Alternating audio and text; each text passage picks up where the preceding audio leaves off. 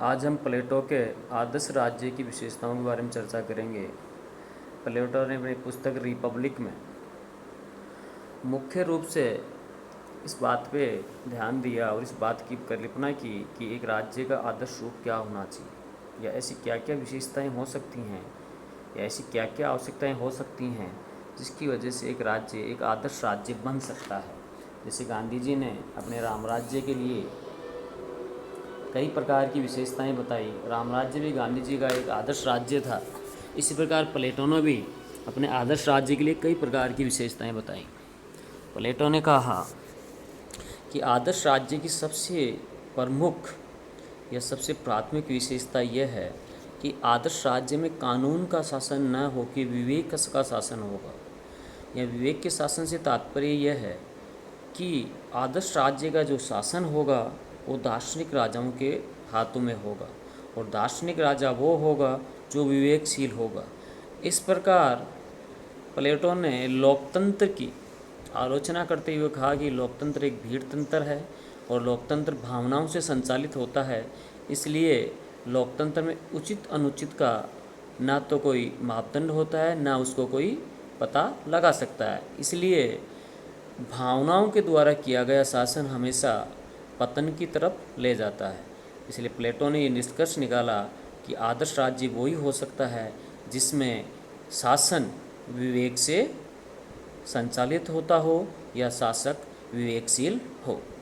प्लेटो की आदर्श राज्य की दूसरी विशेषता है कि समाज में को न्यायपूर्ण होगा और प्रत्येक व्यक्ति को न्याय संगत आचरण करना होगा। अब यहाँ प्रश्न ये उठता है कि व्यक्ति का न्याय संगत आचरण क्या हो सकता है, या किस व्यक्ति को न्याय संगत मान सकते हैं। इसके लिए प्लेटो ने कहा कि प्लेटो में मनुष्य की आत्मा में कई प्रकार के गुण होते हैं, जैसे कि हमने उनके न्याय सिद्धांत में चर्चा की थी।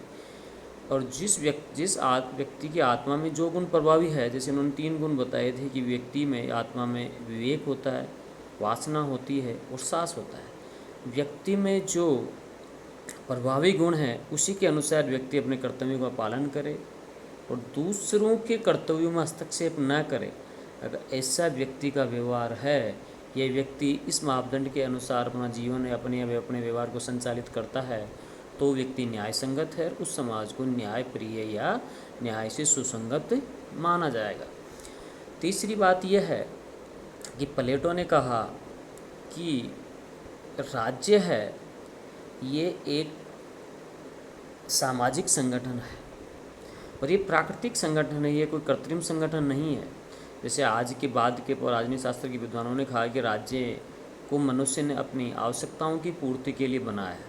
मुख्यतः मनुष्य की जो भौतिक आवश्यकताएं हैं उनकी पूर्ति के लिए लोगों ने मिलकर राज्य को बनाया है। मतलब उनके अनुसार राज्य एक कृत्रिम संस्था है, जबकि प्लेटो ने कहा कि नहीं, राज्य एक प्राकृतिक संगठन है। प्राकृतिक संगठन का मतलब यह है कि व्यक्ति के अस्तित्व में आने से पहले राज्य का अस्तित्व था, तथा व्यक्ति अपनी केवल भौतिक आवश्यकताओं के लिए नहीं, उसकी नैतिक व्यक्तित्व या नैतिक आवश्यकताओं के लिए भी व्यक्ति राज्य पर निर्भर होता है। और राज्य का प्राथमिक उद्देश्य या प्राथमिक कार्य यही है कि व्यक्ति की भौतिक आवश्यकताओं के साथ साथ उसकी नैतिक आवश्यकताओं की भी पूर्ति करे। तथा प्लेटो ने कहा कि राज्य का जो स्वरूप है वो आंगिक होगा। आंगिक मतलब यह है कि जैसे व्यक्ति का अस्तित्व तथा व्यक्ति का व्यक्तित्व राज्य के बाहर या राज्य से परे कुछ भी नहीं है।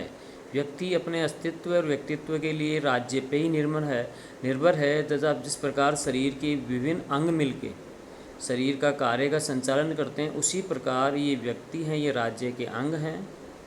एक अंग खत्म होने से राज्य को फर्क नहीं पड़ता, लेकिन अगर अंग पूरा शरीर खत्म हो जाए तो राज्यों का कोई प्रासंगिकता या उपादेयता नहीं होती। इस प्रकार उन्होंने राज्य की एक आंगिक थ्योरी दी, और आंगिक थ्योरी पर निर्भर राज्य को उन्होंने आदर्श राज्य माना।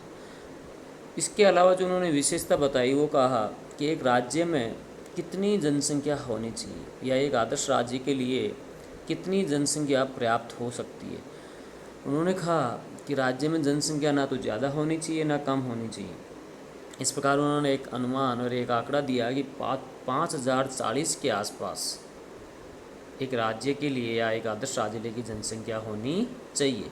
इस प्रकार प्लेटो ने कई प्रकार की विशेषताएं बताई और एक अंतिम विशेषता यह है कि राज्य प्लेटो के अनुसार जो किसी भी राज्य में जो शिक्षा व्यवस्था होगी उस शिक्षा व्यवस्था का उद्देश्य न्याय प्रणाली को लागू करना तथा दार्शनिक राजाओं को प्रशिक्षण देना होना चाहिए तथा राज्य के द्वारा ही शिक्षा व्यवस्था का संचालन किया जाएगा। कुल मिला के प्लेटो के अनुसार शिक्षा व्यवस्था है वो राज्य केंद्रित होनी चाहिए।